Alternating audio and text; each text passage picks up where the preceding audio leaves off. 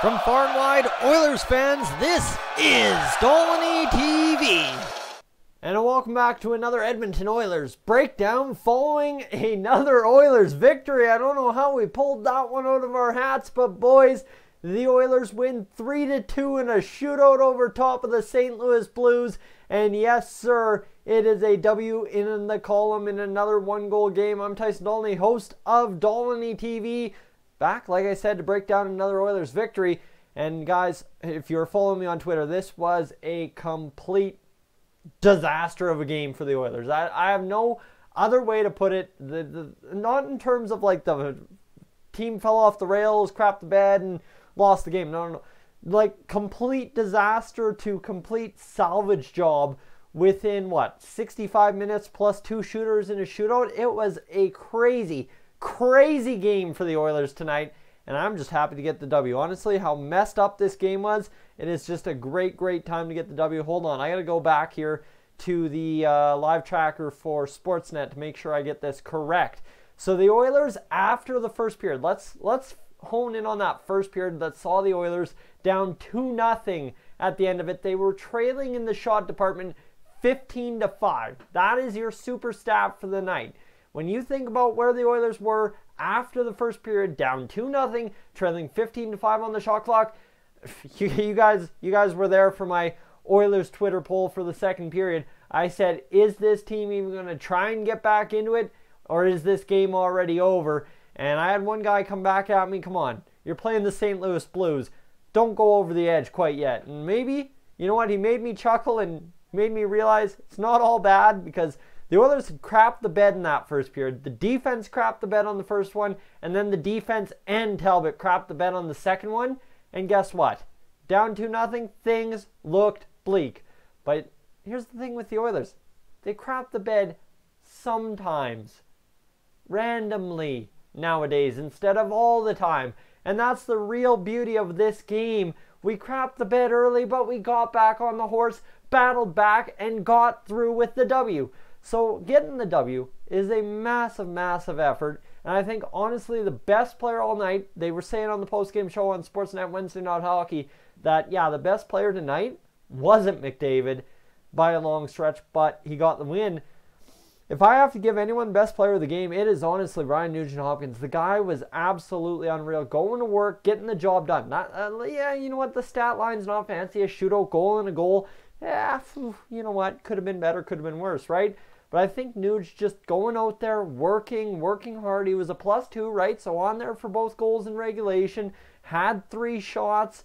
Had 26 minutes and 38 seconds on ice. Well, guess what? That is a hard-working night. And Ryan Nugent-Hopkins, he definitely, in my mind, deserves player of the game. So a huge night out of Nuge. And guys, I said it earlier. And it is as simple as this for the Edmonton Oilers. For them to win tonight, it didn't need to be the McDavid line. You know what? Coming back from illness and just the pressure of, oh my God, we lost last game, I have to carry us to the win. I knew that could phase McDavid a little bit. Nothing should phase him, but you got to keep in mind how young he is and he's the captain. Sometimes other guys need to step up and do their job. And it is as simple as that. Nuge stepped up and did his job. Yes, granted, McDavid had an assist and all that fancy jazz. However, the best part of everything is Nurse and Russell blew it in the first period, stepped up in the second, and got the assists on the Nuge goal. And then, you know what, the third line, identity line, fourth line, whatever you want to call, Lucic, Brodziak, and Kazian. This is a tough one for me to discuss because, honestly, I feel like I'm crazy saying it, but I almost think Lucic is thinking the game better than anyone else when he's out there. Honestly, some of the passes he had tonight were just kind of this borderline, hey, that was an excellent pass, nobody was home. And that's exactly what the opposite, that's why I feel like I'm crazy for saying it, is you flip that around, that's basically Lucic is passing to no one, and it looked like a good pass because he actually passed it hard kind of deal, and he actually gave it an effort on the pass. Well, that's my hard thing. I think Lucic very much so was looking to generate offense out there tonight, and his line was flying. I mean, Zach Kazian, Zach Attack was back in full force. Just no points on the board for him. That is a snake-bitten winger for the Oilers right now. Zach Kassian has to go out there and just at some point, even if he has to dive over a goaltender, through the crossbar and into the back, then I don't care. Zach Kassian, honestly, he buries one goal on that line with Lucic and Brodziak. It is going to be glorious sailing through December and January for the Oilers with that line. But like we've said in 1, 2, 3, 4, 5, 6, 7 games under Ken Hitchcock at this point is actually, sorry, 8. I forgot we played Dallas the other night. Pardon me. Anyway, 8 games under Ken Hitchcock. What I'm missing is a production from the identity line. And man, like poor Kassian, he has just not gotten it, but it is just as soon as he gets it, he will be gold. That's what I feel. Like honestly, that third line is just going to blow up as soon as they get a marker. So now guys, honestly, what do you think? Right now, I'm going to stop you. Hit me up in the comments section below. What did you think of tonight's game? And we'll carry on from here. So, offensively for the Blues, kind of breaking this down from their side of things, it was Barbashev having the goal as well as Braden Shen. So, you know, both goals were kind of not really good offense from the Blues, more bad defense and goaltending from the Oilers. However, let's go review the 3 stars, which just popped up from Sportsnet. So selected by Sportsnet, Connor McDavid, star number 1, 28 minutes on ice tonight with an assist. I really don't agree with that. It should be Nuge.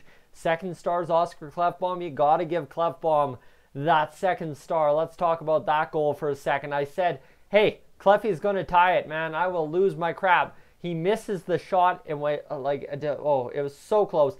And then 10 seconds later, he's got it on his stick and he scored. And there I am. I didn't even know how to respond because I'm like, man, I was ready to go and celebrate the first time. And here he goes and gets it done the second time. So Klefbom, 30 minutes and 42 seconds on ice tonight. Huge game out of him. +1 as well. Jake Allen. Well, you know what? Jake Allen, not that shabby. 34 saves on 36 shots. A losing effort, a .944 save percentage, and he hung the heck in there. Good job, Jake Allen. You know what? You did all right. And not enough to win, however. Cam Talbot. Shall we talk about Cam Talbot? I believe we shall. The first goal, yeah, you just can't blame Cam Talbot. As much as he just kind of was shell-shocked by that, and that did not look good for him, and I thought, oh man, here's the start of a long night, right? The defense doesn't have confidence playing in front of him. Butcher shows the defensive job, and now Cam Talbot's allowed 1. It'll be 2, it'll be 3, it'll be 4, it'll be 5. We lose 6-2. Well, guess what? That didn't happen. Cam Talbot, as shaky as he looked all night. Like, honestly, most of his saves, he was looking behind him or looking around him, trying to make sure he knew where that puck was because he didn't think he made the full save. Well, you know what? He saved 28 pucks on 30 shots against, a .933 save percentage with 2 goals allowed. 1 goal, yes, I will blame on Talbot. Yes, you can also blame the defense. I'm not going to tell you you're wrong. However, you know what? That is what I was talking about in my preview earlier today, is Cam Talbot needed to come in, have a show and prove game. He showed he can stop pucks. 28 saves on 30 shots is a good night for a goaltender on any given night, unless your offense doesn't show up and you have to play 41 saves on 42 shots.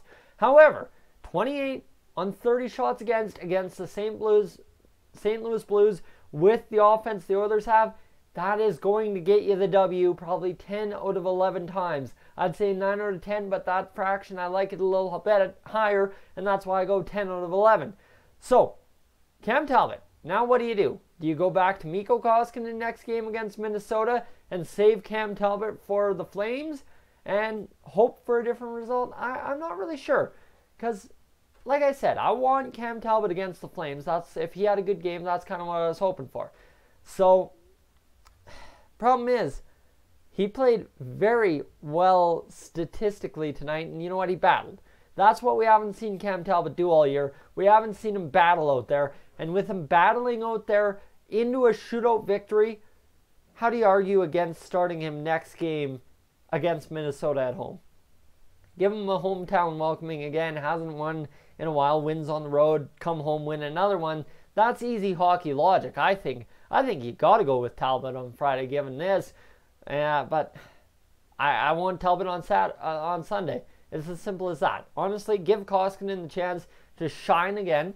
Save Koskinen from Calgary again, because Calgary, they got to him last time, so maybe save it up and we should be good to go is what I'm thinking is. You save Talbot for Sunday, let Koskinen have the Wild, and let's roll on to a 3-game winning streak at the end of Sunday's game. That's what I want. Anyway, guys, let's go quickly check the standings following the Oilers' 3-2 win, because standings look as such. In the Pacific Division, we are rated, or in the Western Conference, we're rated 10th in the conference. We have a total of 30 points now, finally. 14-12-2 record. You know what? Not bad. We're 4-1 in our last 5 games. Our last 10, I don't have anything last 10. But the next opponent is the Minnesota Wild, so you got to think we stand a chance. 74 goals for, 85 goals against. Let's see what happens, guys. I will catch you Friday for the preview episode of the Oilers versus the Minnesota Wild. I'm Tyson, this Dolynny TV. As always, thank you so much for tuning in. I will catch you in the next one.